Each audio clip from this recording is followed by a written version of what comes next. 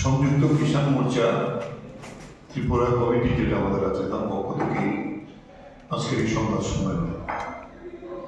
গতকালকে আমাদের দিল্লিতে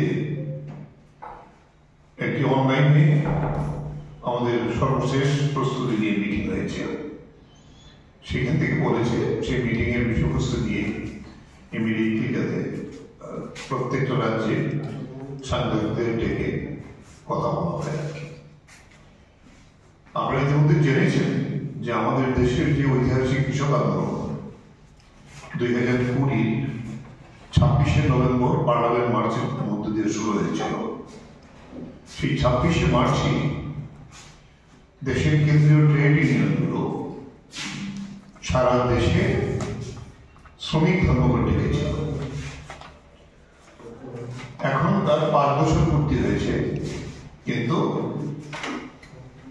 এই দুইটা যে আমাদের দেশের উৎপাদনকারী শক্তি কৃষক, আমাদের দেশের প্রধানমন্ত্রী আমাদের বলেন যে আমরা অন্নদাতা আর শ্রমিকরা যারা দেশ নির্মাণে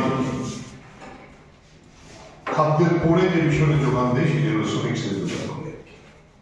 নরেন্দ্র মোদীর সরকার এই দুইটি শক্তিকে তার যে অধিকারগুলো ছিল ব্রিটিশ ভারতের বিরুদ্ধে লড়াই করে আমাদের দেশের স্বাধীনতা অর্জন করার মধ্যে দিয়ে যে অধিকার শ্রমিকরা কৃষকরা দেশের সংবিধানে আমরা পেয়েছিলাম, নরেন্দ্র মোদীর সরকার এই অধিকারগুলোকে আমাদের দেশের কর্পোরেটদের কাছে তুলে দেওয়ার জন্যই প্রথম 3 কৃষি আইন তৈরি করেন,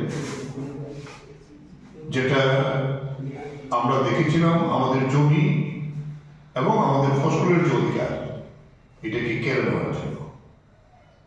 ঠিক অপর দিকে শ্রমিকরা তাদের অধিকার অর্জন করার জন্য 29টি যে শ্রম আইন আছে আমাদের দেশে, ধর্মঘট করার, দাবি জানানো, সভা সমিতি করার, এই অধিকারগুলো কেড়ে নেওয়ার জন্য অনেকদিন ধরে পাচার করছিলেন। তাতে এই 29টি কমিয়ে এটিকে 4টি শ্রমকোড করা, আন্তর্জাতিক স্বীকৃত যে আইন 8 ঘন্টা কাজ, 8 ঘন্টা বিশ্রাম এবং 8 ঘন্টা আনন্দ, এটা মে দিবসের যে লড়াই, এই লড়াইয়ের মধ্য দিয়ে গোটা পৃথিবীর শ্রমিকরা এই অধিকার দাবি আদায় করেছিল। আপনারা দেখেছেন গতকালকে ভারতবর্ষের কেন্দ্রীয় সরকার অর্ডিন্যান্স করে এই 29টি শ্রম আইন বাতিল করে 4টি শ্রমকোড চালু করেছেন। বলেছে এটা নাকি শ্রমিকদের জন্য সবচেয়ে বড় স্বাধীনতা এনে দিয়েছে। আমরা বলবো শ্রমিকদের দাসত্বের বন্ধনে জুড়ে দেওয়ার জন্য শ্রমিক শ্রেণীকে দেশের কর্পোরেটদের হাতে, পুঁজিপতিদের হাতে এই 4টি কোড করেছে। এখন 8 থেকে 12 ঘন্টা কাজ সেখানে শ্রমিকদের করাতে পারবেন না। ধর্মঘট মালিকের ইচ্ছার বিরুদ্ধে করা যাবে না, সমিতি করা যাবে নিয়ন্ত্রিত।